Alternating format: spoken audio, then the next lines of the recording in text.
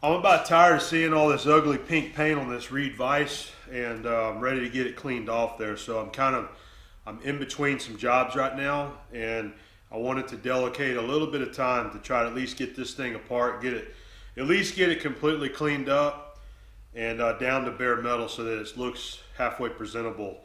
So that's what I'm going to start on this afternoon, and we'll go ahead and get this.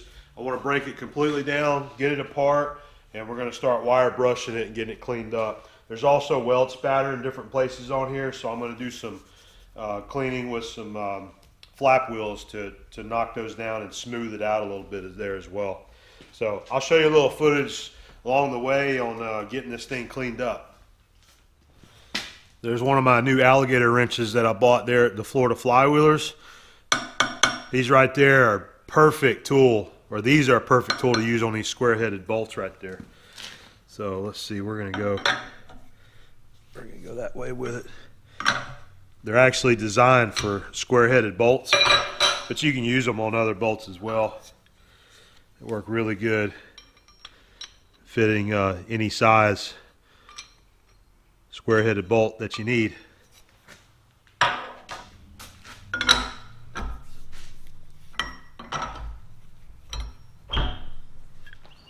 I wanted to ask you guys about these gloves here. Probably about 5 years ago, I had one of my viewers give me these pair of gloves right there, and I don't remember who it was, but I do remember he was from Idaho, and he says these were made in Idaho. They're true leather work gloves, and I believe they were considered rancher's gloves. And I'm just curious if anybody can help me source where I can buy these. I would like to buy some more for around here, because these have been my favorite work gloves ever. These leather gloves here. So just need to get some more. These are getting pretty worn out.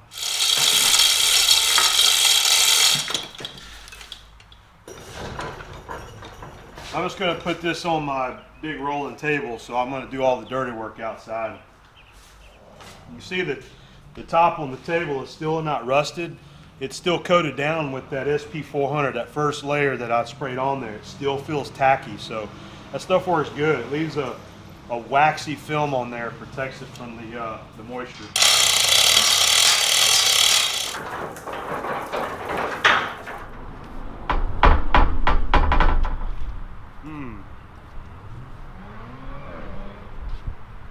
Pretty heavy. That is a heavy vise.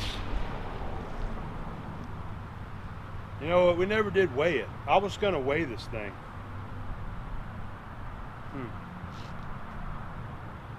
Might try to get a weight before I take it apart. All right, we're hooked up to my Shoreline Products scale right here. This is a 5,000 pound weight scale. It just works off of a little hydraulic cylinder in there, and the weight's off of it. It's hard to determine with this amount of weight what it actually weighs, though. You see it's in the 0 range right there. Now if you was to go up, let's see, so each line should actually be 200, like say 200 pounds. I'm sorry, 100 pounds. So that line there has to be 5, 6, 7, 8, 9. So every line should be 100 pounds.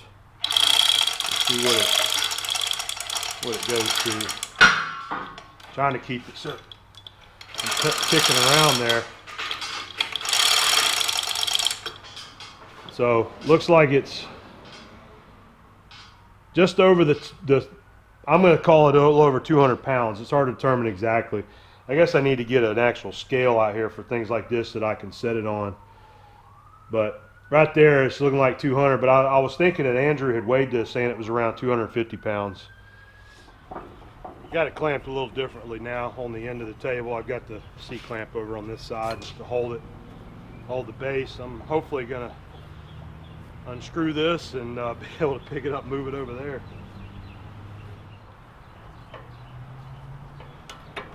There it is.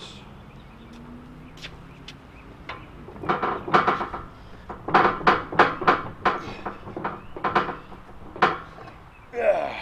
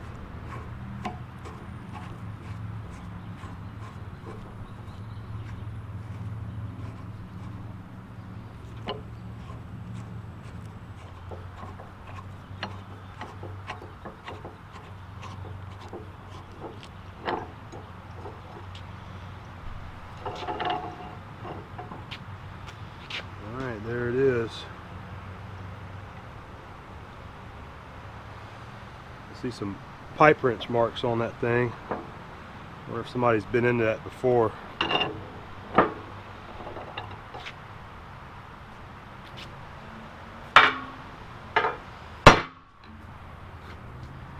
So there's the oiling hole, which is, it's on the bottom, but it's actually on the top when it's flipped up right. So there's a hole on the side that says oil, and that's where you squirt a little oil in there, and it comes in there and greases the screw and the bearing. So here's something that I just took notice of inspecting this piece here. That's the nut that we just unscrewed, and I want you to look at this.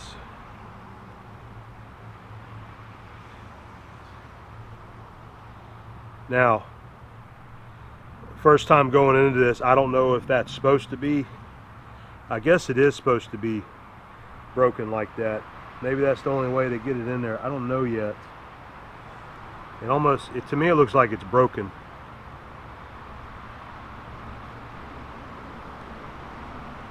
It may be intentional.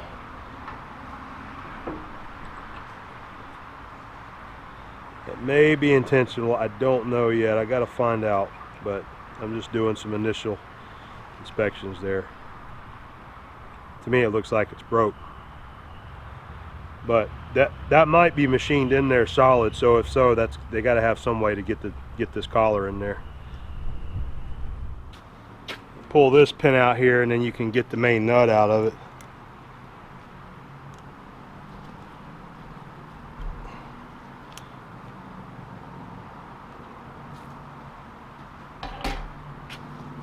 That'll, yep, that'll just slide right on out of there now.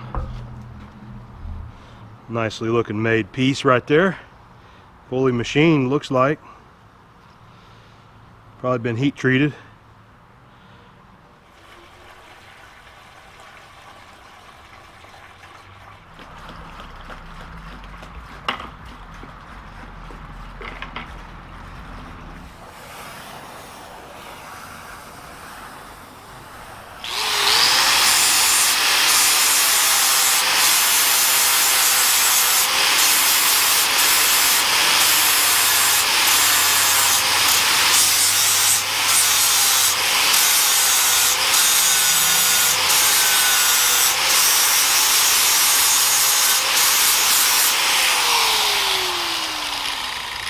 Wherever this thing was used, people were doing welding around it, and they were evidently, you know, they were striking the arcs over here on the vise, probably trying to chip the flux off the rods, and, you know, getting strike marks all over it.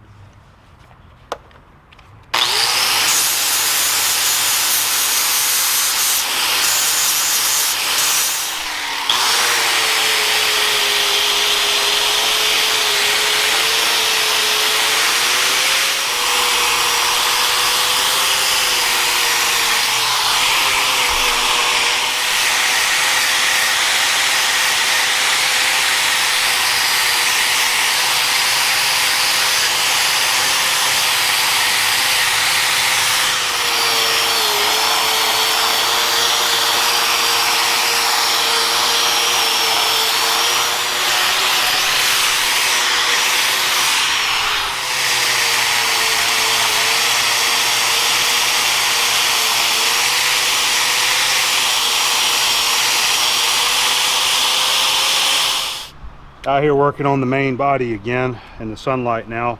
Finally got most of it cleaned off. I gotta go inside and clean the inside, so I'm gonna fire up the air compressor and just use a wire brush on the air grinder to clean this out. I need to clean it first and get the grease and the oil out of it. I'm just gonna use this stuff right here, the CRC cleaner, and spray that in there and clean it out good. But I've got the outside of the casting cleaned up the way I want. So there was a lot of spatter on this thing and arc marks that I've been kind of dressing off, and some of these little spots down in here was from where a weld spatter popped up on there and actually, you know, welded itself to the body there. So I've knocked those off, and a couple little places that I've just kind of dressed real lightly. I'm not dressing it down past what the factory did. I want to kind of leave the original grinding that the factory workers did whenever they built this thing. You know, so like right here, there's a little imperfection in the cast right there from the actual casting, but that's part of the vise. I don't want to remove that. So I'm not looking to smooth out all the edges and corners. I just want to make it look nice. This area here of the jaw is pretty well mangled up, so I dressed that with the grinder to slick that off there. Hopefully it's not glaring too bad on you, but you know, whoever was using this, they did a bunch of arcing back here, and I don't understand why somebody would do that. It was like they were, you know, chipping the flux off the end of their electrodes or something, but there was a bunch of areas back here where they welded, even up here at the top. So I've kind of smoothed that down, and there's a lot of pitting and holes on this area and right up here that I'd actually want to fill in. So I ordered some Loctite metal putty, and that should be in Monday, so I'll go pick that up, and I'm going to fill this in with that metal putty and let it cure, and then sand it down smooth to kind of make this area look nice and smooth there. This side of the vise, you can tell they were right-handers because they didn't do much on the left side, but so this side of the vise is pretty good. There was only a couple little BBs in here. Matter of fact, I missed one right there. I still got to get, so I need to knock that out. But very clean on this side right there, and some of that original grinding and casting marks I'm talking about is like right here. You see that's original grind marks from the factory. Right in here, that's original. So you know, they weren't trying to make a showpiece out of this thing. They were just trying to slick out the casting lines out of it. But I'm gonna leave that just like that. We smoothed that area. So anyway, that's enough with that. I just need to, I want to get it cleaned. We're going to clean the inside of it out, so I'm going to use this stuff right here, that chlor-free degreaser. Works pretty good, and I'm just going to wipe it out.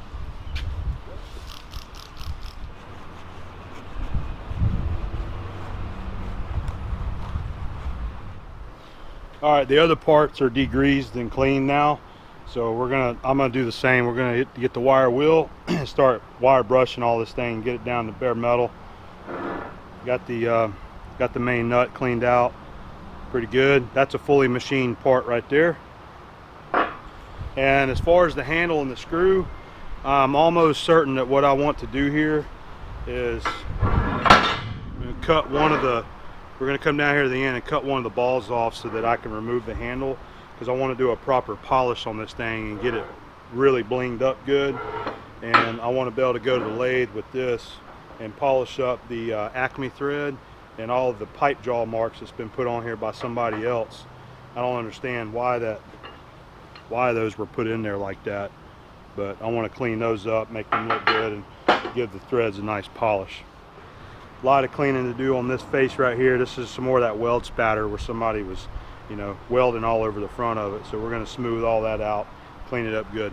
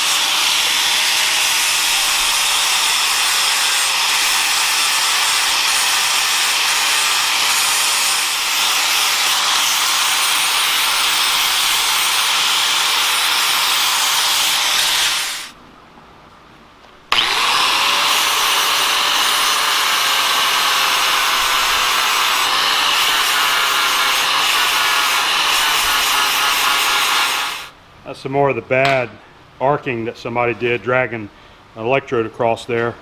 What I've also noticed is that we have some initials right here that say WE, and then there's also the 479 number that's stamped here. I found on the body what I think is going to be a serial number of 479, and then this one right there also says 479.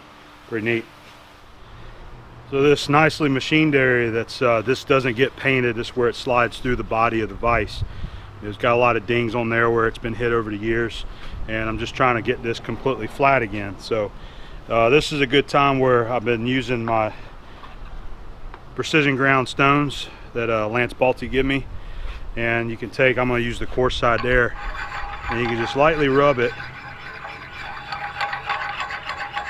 and you can tell that it's not flat there. So I got ridges all along there where it's been hit on the top and it's rolled that edge over. But you can use this to kind of highlight it. Even up here, there's some areas up there where it's kind of in the working area of where the vise usually is. Now right in here, it's pretty flat. All right, but that's going to highlight the areas. And then I can take a mill smooth file here.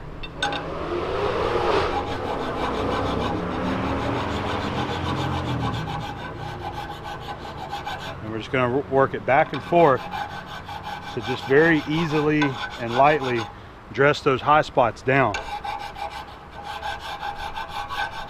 This is draw filing, by the way, where you're working it forward and backwards, side to side motion there with the file. You hit it with the stone again, and it really polishes that area that I just filed, and you can see where you're still high. So you can just keep doing that until you get this whole surface flat again.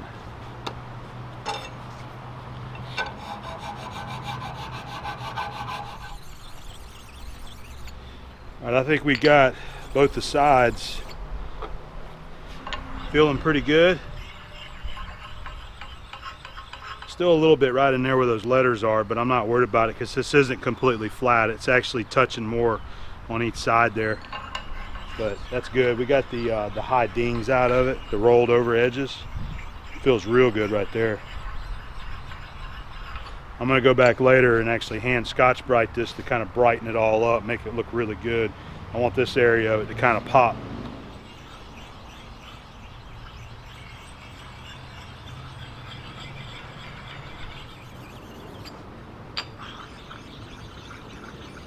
So I've already hit the bottom, and it looks good. It just had a couple little dings right there that I believe the stones are actually getting out themselves. And it feels good all the way across the bottom of that thing.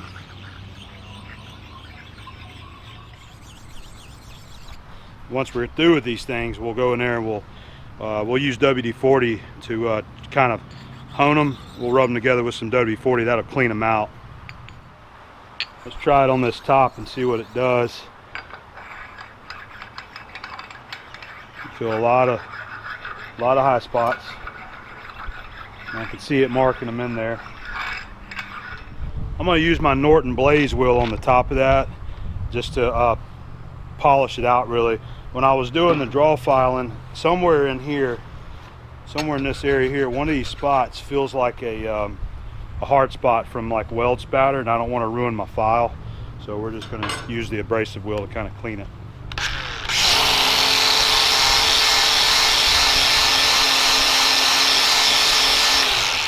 So this will kind of deburr it, flatten out any high spots, and brighten it up, make it look good at the same time.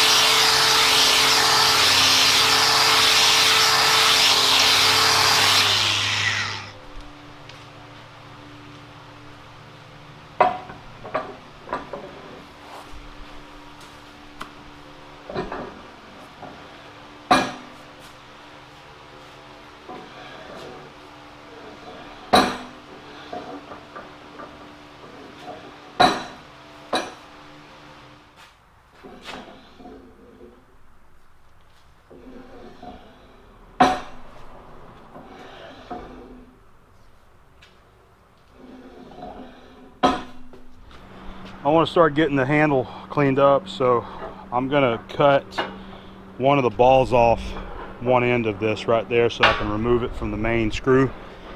And then to put it back together, what we'll do is we'll thread both pieces.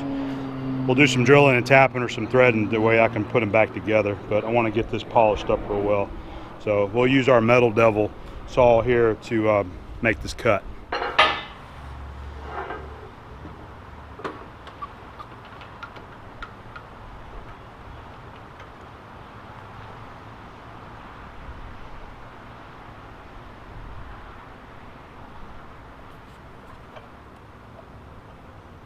Got a nice set of V-blocks in there that'll keep, you know, tubing and rod and things like that perfectly square with the blade.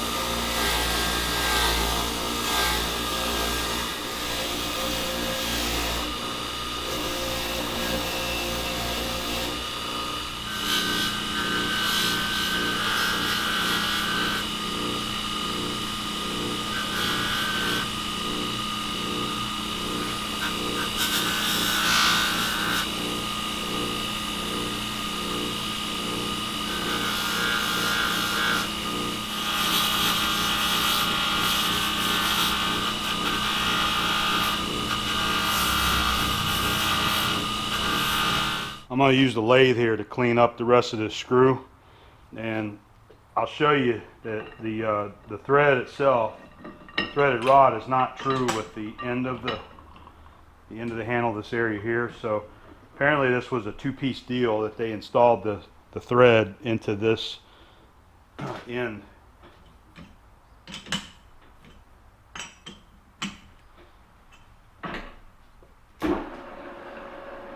And you can see this is running out just a little bit from this rod right there.